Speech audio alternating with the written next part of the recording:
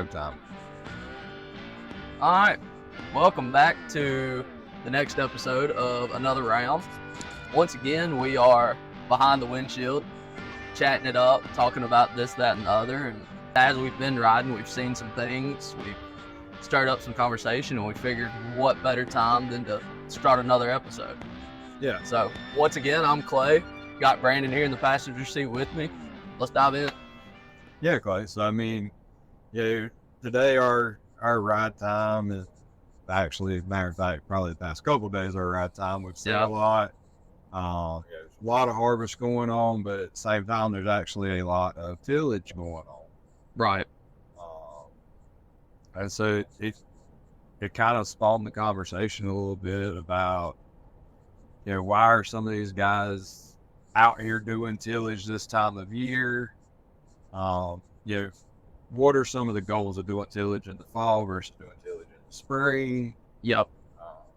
Well, and the easy answer, at least here in the Southeast, is we have a lot of H2A help.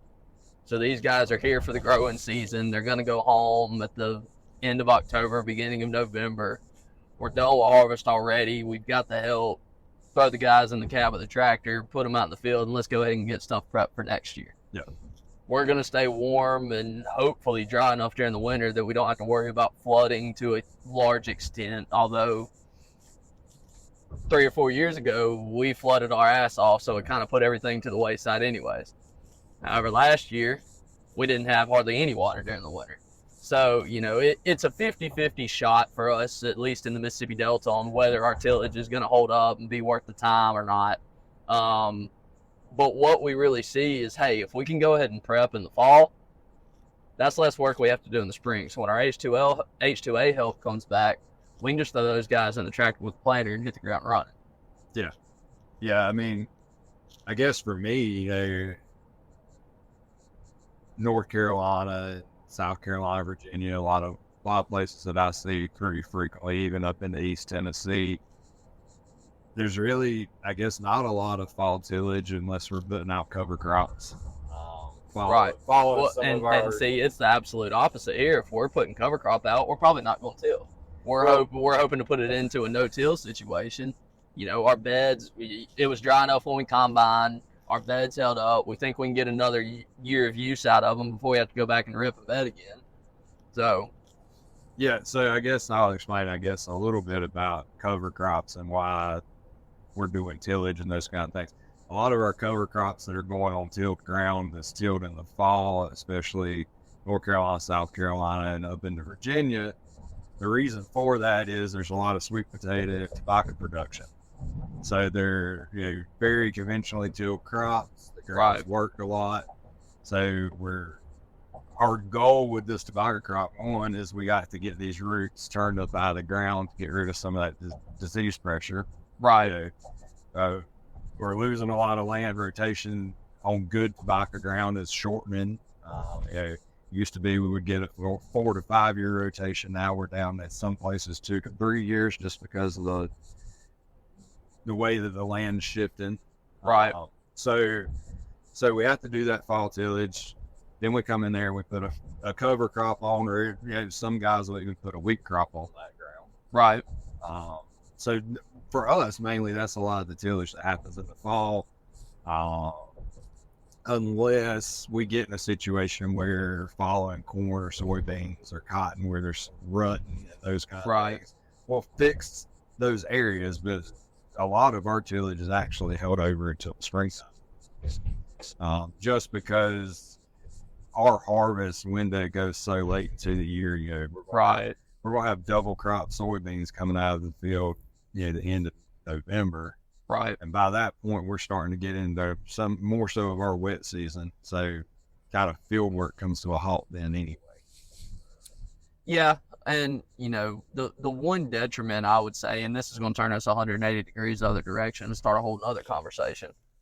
One of the things that it's a benefit for us, maybe it probably wouldn't be so much for you being a little bit further north.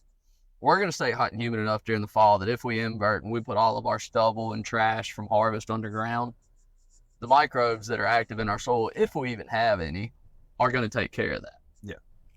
The one thing I would like to see is, instead of running our tillage tool right behind our combine, if we'd hold off for a week, we're not winterizing a sprayer per se like y'all would up north, or even the guys out in the Midwest would be. We've got an opportunity to come back out with a sprayer and put some residue management products out on the field to help with breakdown, to make that go a little bit more efficiently. In turn, we're going to return nutrients to the soil. We're going to help with any kind of fungal colonies that are being harbored within some of that residue, because we've seen that already this fall. You know, we have an opportunity to do just a little bit of extra work, spend a little bit of extra money in the fall, that's going to come back and benefit us in the spring from a fertility standpoint, and give us an opportunity to save some money on the back end of it to put into something else. Yeah. I mean, you made a good point there as far as, you know, looking and thinking about residue management. I think there's a lot of focus on this moving in now, and yeah, I think 10 years ago the idea of residue management was, we get out there and we chop it up as fine as we can, and we're done with it. We run this tillage across it and we mulch it up as good as we can. We see what we can get buried down in the ground, and we just roll with it. And now there's enough products and stuff on the market where there's an opportunity to use these products to help speed that process up and help release the nutrients out of that residue. Right. So when looking at kind of the two systems, one, the tillage system versus, you know, using a product that's kind of designed to break residue out, the main difference there when you look at the nutrient release out of that residue is that in order to capture the most nutrients out of that residue and pull them out using biology that's intended to do that breakout of those nutrients and putting it directly on that residue, that's kind of the goal of using some of these residue products. Whereas the tillage side of that, and using the tillage as a residue management tool, yes, you will get the nutrient release. Right. The efficiency of that nutrient release is greatly reduced. Right. So when using a residue management product, you're probably going to be looking at capturing probably 65-70% of the nutrient value that was in that cover or in that residue. Whereas if we don't potentially use that residue management tool, we may only see your 15 to 30% off there. I would say, you know, over the season. So we were talking there, then you're talking about from the day you run that tillage implement across that ground to break that residue up until the end of the next season, when that next crop's pulled off, you probably will get to that 65 to 70%, but it's just not readily available on the front end. When is it going to be available? Right. So by using some of these residue management products, we speed that process up because we're putting the biology out there that's going to pull those nutrients out of that residue in higher concentrations than what are naturally found in the soil. So while we are doing the same thing with some of the same biology by using the tillage, we have to build that population up in that residue to get that release started. Whereas if we apply a product that has a very high CFU count onto that residue, well, we're starting that process. We're inoculating that residue, I guess is the best way to put it. Just like you would inoculate your soybeans and stuff in the springtime, we're inoculating that residue to make the bacteria work for us. Right. Okay, so while we're on the bacteria conversation, even though we are talking bacteria for residue management, this kind of puts me to thinking back towards bacteria or microbiology during the growing season. Mm-hmm. Anywhere in the country that you go, where granular fertilizers have been the source of fertility for the last 50 to 75 years, depending on where you're at in the country, we have salted and salted and salted and salted our ground. Yes. Here in the Southeast, we're adding to that because we're growing cotton. Any defoliant you're putting out is a salt-based product. Yes. You know, what are the chances, first off, that we even have an active microbiology colony in our soil profile? Secondly, if I can spend somewhere between $6 and $10 to the acre to ensure my chances of there being a colony there, and then getting that nutrient release from either stuff that's already being held in my soil profile that's non-plant available, or even from stover from the previous year's crop, I'm feeling pretty good about that investment.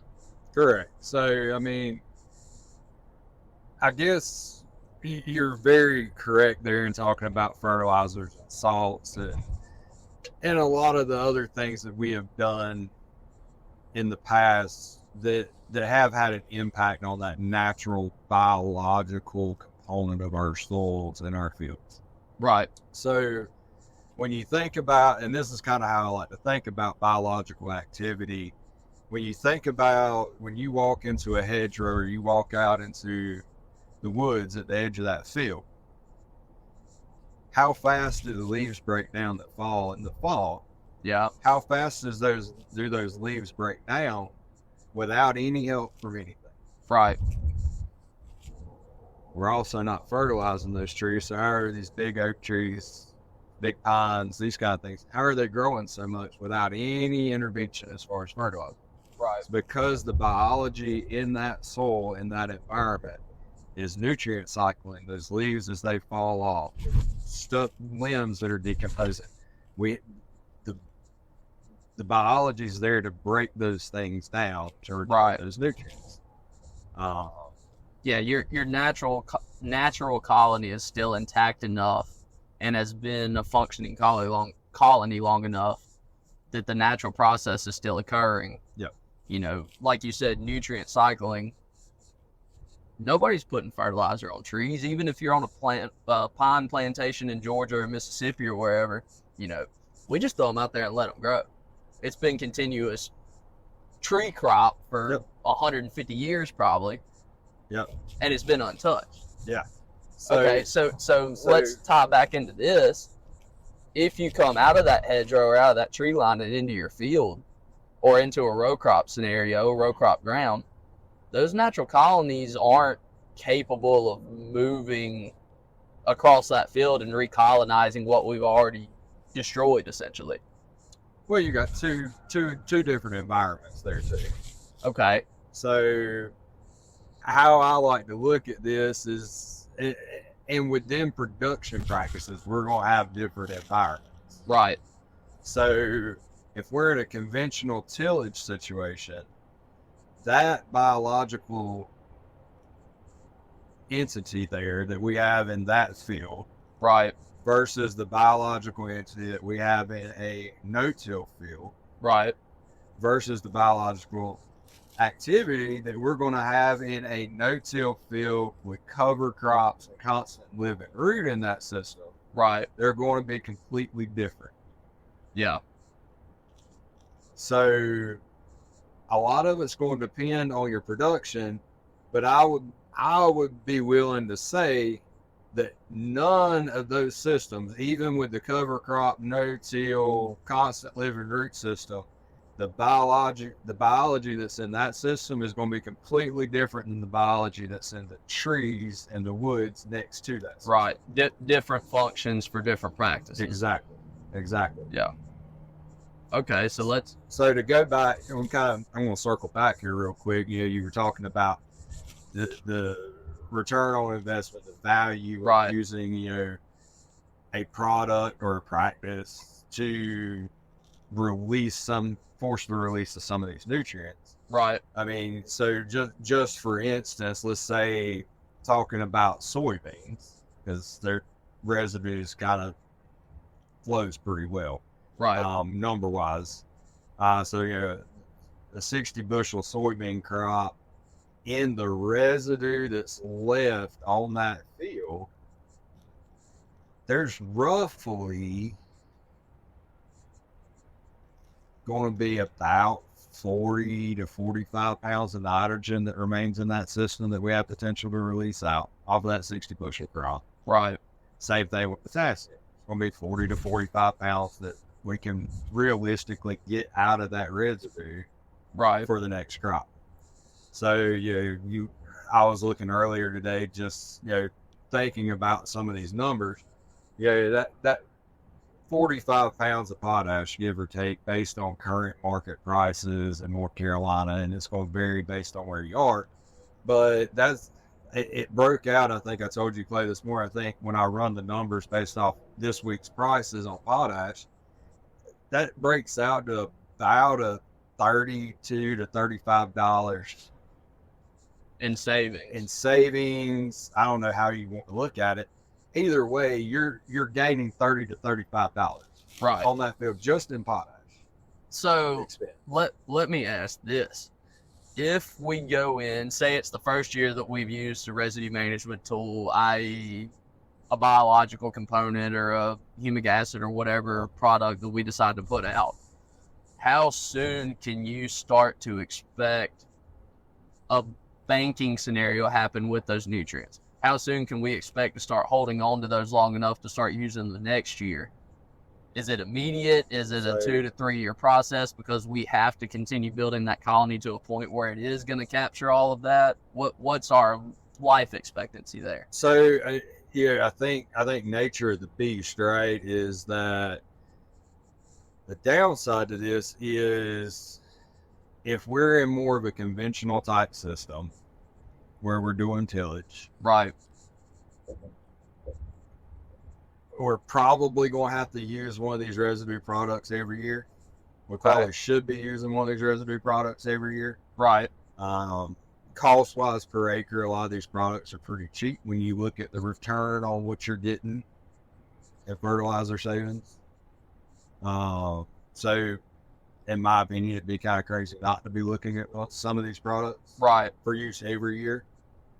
But if I walk onto your farm today, sell you this product, you go out and put it out next week, we turn around and it's into March, 1st of April, and we're starting to talk about planting, are you willing to take 30 to 40 units out of your P&K or NP and K application this year? So I think it's going to depend on the growing season, right?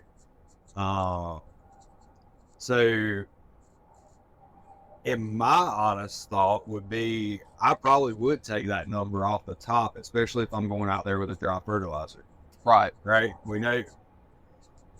We know that we have options as the season progresses.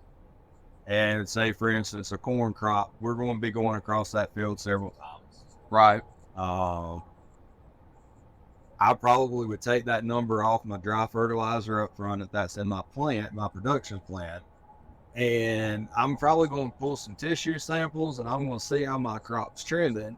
In your early vegetative stage. In my early vegetative stages.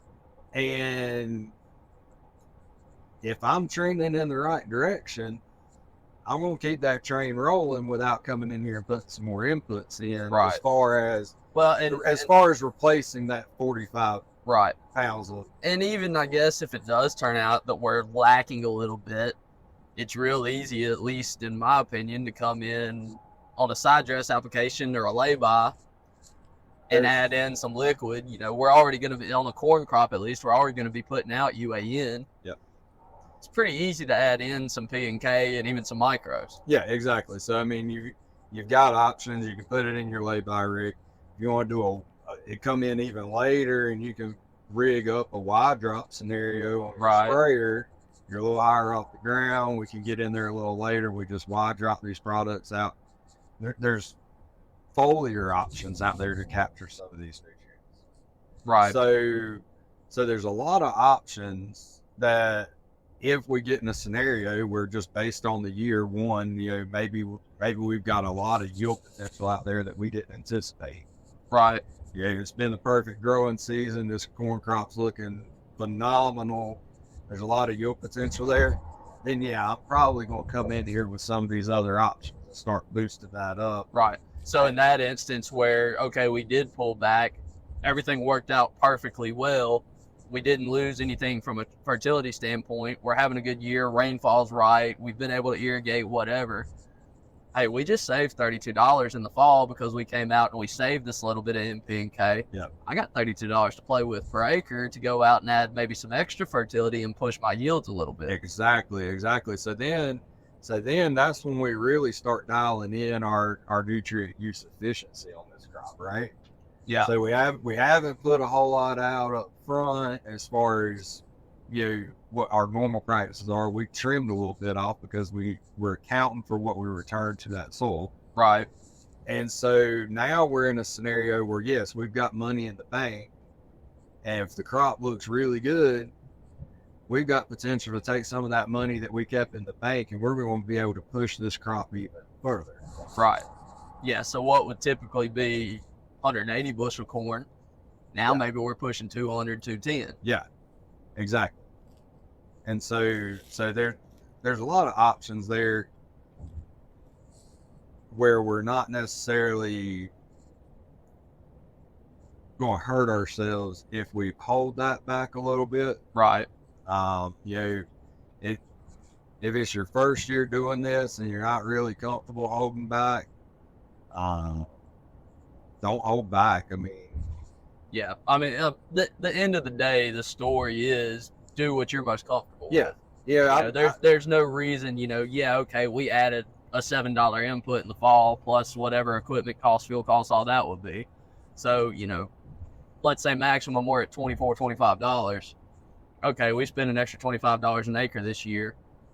Even though we didn't pull some of this out, best case scenario is we've got some extra fertility. We're pushing the crop anyways. Yep. Yeah, and I mean, in that scenario,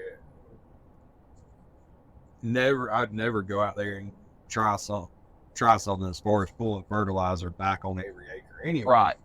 But, leave some check strips out there in the field where you just don't run the spreader truck across it, applying that 45 pounds out and there. then we manage it from a you foliar. You manage the crop the rest of the season exactly the same. Yeah.